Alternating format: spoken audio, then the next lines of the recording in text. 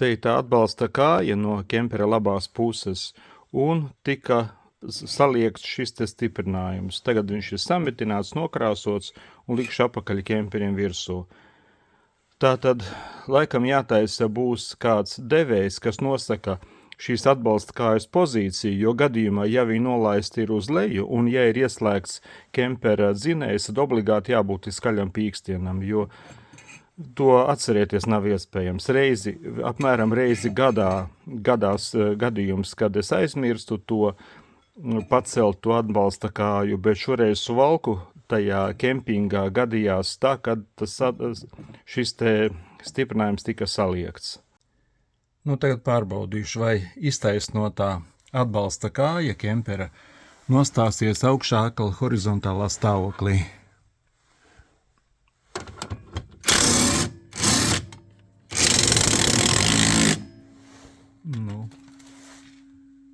Gatavs ir. Pacēlās augšā un ir tikpat augstu kā tā kāja. Reizi 13 gados es saliesu šo te stiprinājumu. Un tagad ir doma tāda uzlikt sensoru te, kas, ja gadījumā tiek ieslēgta aizdeze, lai viņš pīkst uzreiz. Nevis pīkst, bet tiek, kļūdas paziņojums, tur tā skaļrunītī, viņš skaļi bļaus. Slieksnis nav ievilkts. Ievelc slieksni. Slieksnis nav ievilkts. Slieksni Tur brauksi. Kempera aizmugurējās atbalsta kājas pacel. Atbalsta kājas pacel. Kur brauksi? Atbalsta kājas pacel. Nolauzi. Aizver kempera lūku. Lūku aizver. Lūku aizver. Norausi lūku. Aiztaisi ciet lūku. Bet divi varianti, kādu uztaisīt to devēju. Viens variants ir tās te gaismas stariņš, tiek pārtraukts, kā lai to parāda. Viņi varētu nolikt kaut kur te, un, piemēram, ja tā kāja nolaižas uz leju, gaismas staras nav pārtraukts, un tad, kā ieslēdz aizdedz, tā pīkstiens. Bet man nelielas šaubas par to, te ir tāds caurumiņš, un sajies kādi netīrumi putekļi, un pārstās strādāt. Un otrs variants ir šāds te, tas slēdz, galas slēdzis, vai kā viņu sauc, varētu to novietot te kaut kur. Ja tā kāja ir nolaista, tad, bet atkal viņš tās ļoti smalks mehanisms izskatās, tad viņi jāpaslēpi kaut kādā kastītē būtu. Tikai tā, lai tas rullītis, lai tas būtu ārā, un te kaut kur varētu viņu kaut kā uztaisīt. Tādas idejas, jo kā tas ir pēc kura tā likuma, kad ja kaut ko var kaut kur aizmirst, tad noteikti cilvēks arī aizmirst. Pamazām jāgatavojas nākošā gada ceļojumiem.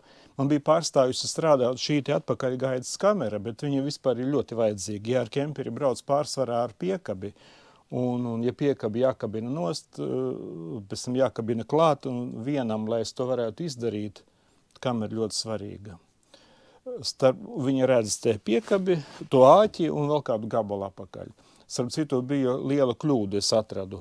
Iepriekšējā kamera, kura te bija nepareizi pievienota. Viņa tērēja kādu 120 miliamperus visu laiku, neatkarīgi no tā, vai mašīna aizdedz ieslēgta, vai izslēgta, vai braucam uz priekšu, vai braucam apakaļ. Es domāju, ka tas akumulators visu laiku sēžās.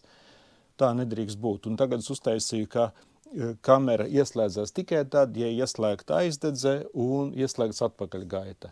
Tikai tad padodās uz šejien strāvā. Es jau saprotu, ka jūs teiksiet, mēs gan esam superfirma, mēs nekad tādas kļūdas nepieļaujam, mēs visi certificētie un tur super speciālisti. Bet vai tā ir? Katrs var kļūdīties. Tagad ieslēguši atpakaļgājienu. Jauki, piekabi redzu, bet pašu āķi neredzu. Šeit var redzēt piekabas āķi pašu. Un te mēs redzam tālumā, kas ir. Tā, uzmanīgi apakaļ. Rokas bremzes arī jāatlaiž, starp citu. Tā, būs labi.